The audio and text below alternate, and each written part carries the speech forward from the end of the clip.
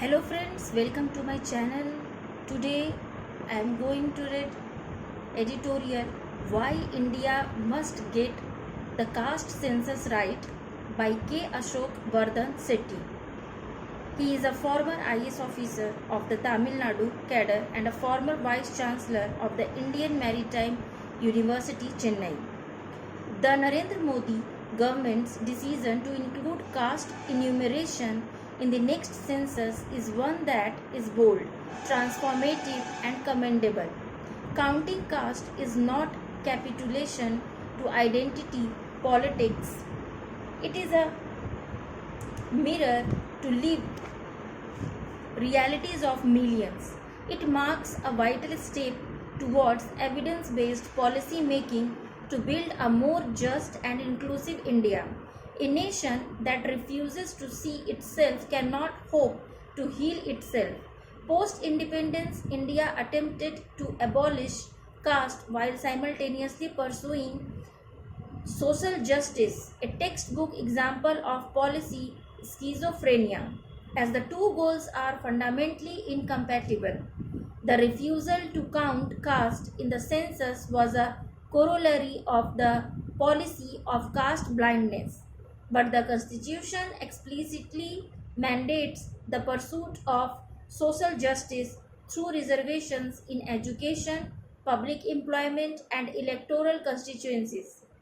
Measures that require precise disaggregated caste data.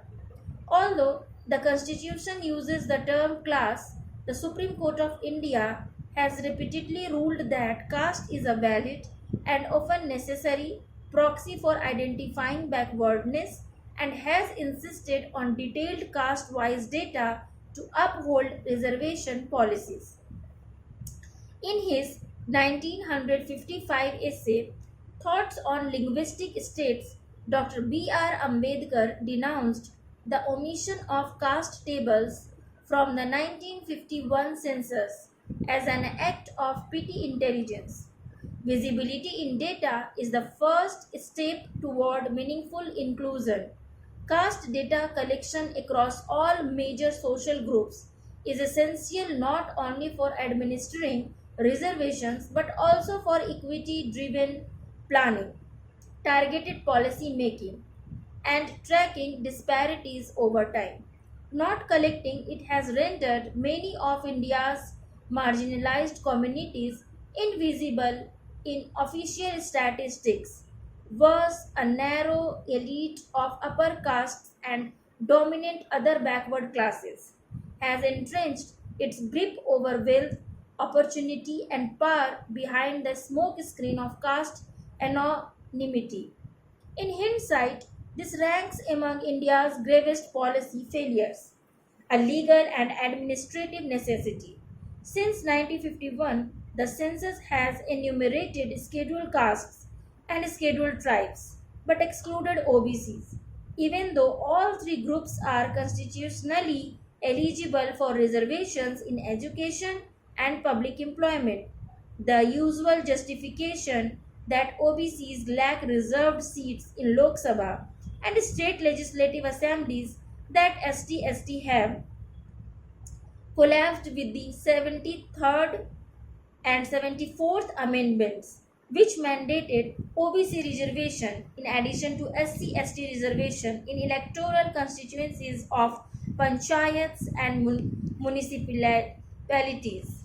Implementing these provisions requires granular area-wise OBC data. With the introduction of reservation in education and public employment for the economically weaker sections among upper castes 2019, a comprehensive enumeration of all castes has now become a legal imperative. India's reservation policy currently operates in an evidence vacuum, leaving it vulnerable to arbitrary demands from powerful caste groups and politically expedient decisions by governments. With reliable caste data, the demands of the Marathas, Patidars, Jats, and others can be assessed transparently and on merit. The limited data we do have revealed deep inequities. According to submissions made by the Government of India, to the Justice G. Rohini Commission, just 10 OBC castes cornered 25% of all public jobs and education seats reserved for OBCs, while a quarter of OBC castes secured 97% of the benefits. Shockingly, 38% of OBC castes received only 3% of the benefits and another 37% got nothing at all. Hence, caste enumeration is also an administrative imperative to prevent the elite capture, enable rational subcategorization within social groups, and allow a more precise definition of the creamy layer.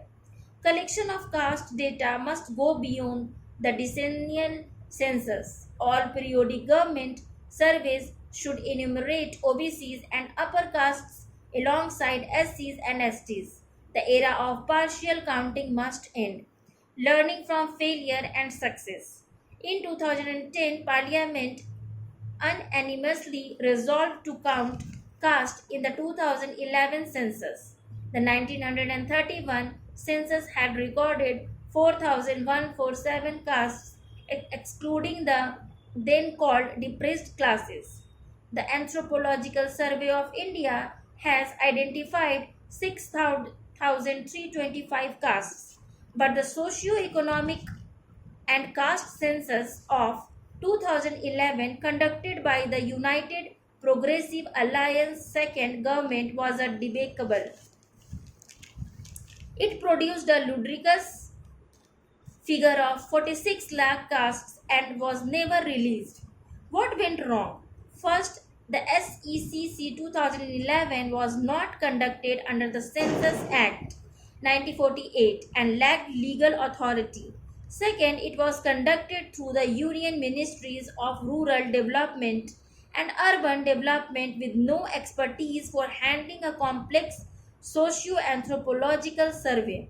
Third, its open-ended questions about caste created confusion. Undertrained enumerators conflated castes, aliases, subcastes, goths, clan names, surnames, and broader caste groups. The result was a chaotic, unusable dataset. Was it sabotage or incompetence? Either way, a historic opportunity was squandered. In contrast, in Bihar's caste survey, enumerators were given a weighted list of 214 castes specific to the state, with a 215 215 option for other castes. The survey was well planned, well executed, and showed that a credible caste count is entirely feasible. Blueprint for a successful caste census. To avoid repeating the socio-economic caste census 2011 fiasco, here is what must be done.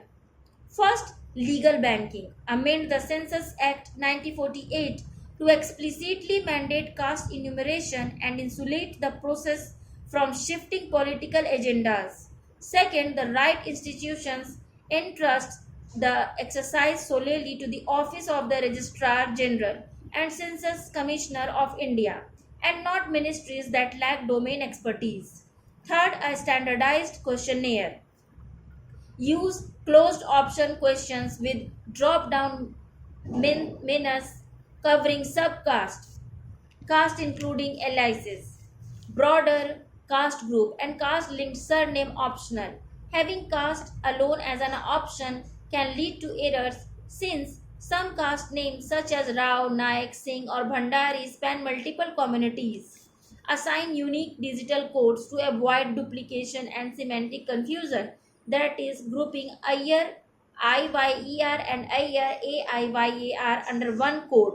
Fourth, state-specific caste lists. Develop draft lists in consultation with state governments, sociologists, and community leaders. Publish them online and invite public feedback before finalization. Use a similar participatory approach for questionnaire design. Fifth, enumerator training. Conduct region-specific training sessions with mock examples, clear do's and don'ts, and guidance on local caste nuances.